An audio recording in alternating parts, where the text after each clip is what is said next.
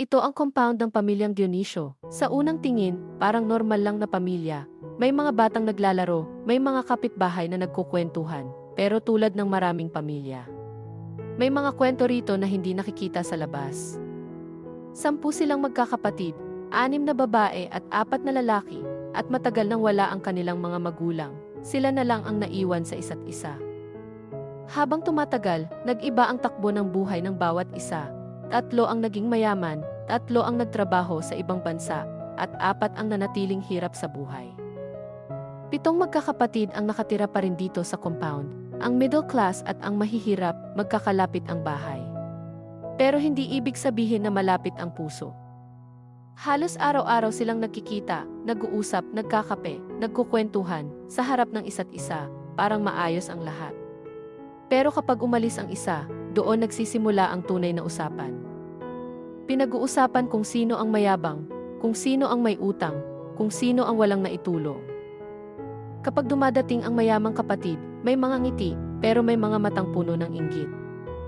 Ang mahirap, madalas pag-usapan, kung bakit ganito ang buhay nila, kung bakit hindi sila umasenso. Pero kapag kaharap na nila ang isa't isa, ngiti ulit, parang walang sinabi, parang walang narinig.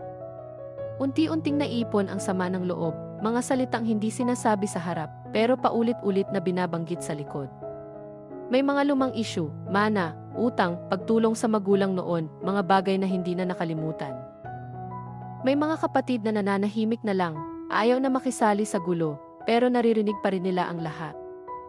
At habang nangyayari ang lahat ng ito, nakatingin lang ang mga bata, unti-unti nilang natututunan ang ugali ng matatanda. Isang araw, may isang usapan na lumala, at doon na nagsimulang lumabas ang mga matagal nang tinatago. Mga salitang dati pabulong lamang, ngayon ay sinabi na sa harap. May nasaktan, may nagalit, may umalis. Pagkatapos ng lahat, tahimik na ulit ang compound, pero hindi ibig sabihin na tapos na ang problema. Magkakalapit pa rin ang bahay, magkakapatid pa rin sila, pero may distansya na sa pagitan. Nagkikita pa rin sila araw-araw, pero minsan. Simpleng tango na lang, wala nang dating kwentuhan. At kahit lumipas ang panahon, may mga bulungan pa rin.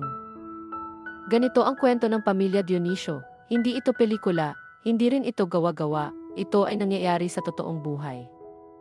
Sa maraming pamilya, may mga kwentong hindi sinasabi sa iba, mga tampuhan, inggit, sama ng loob.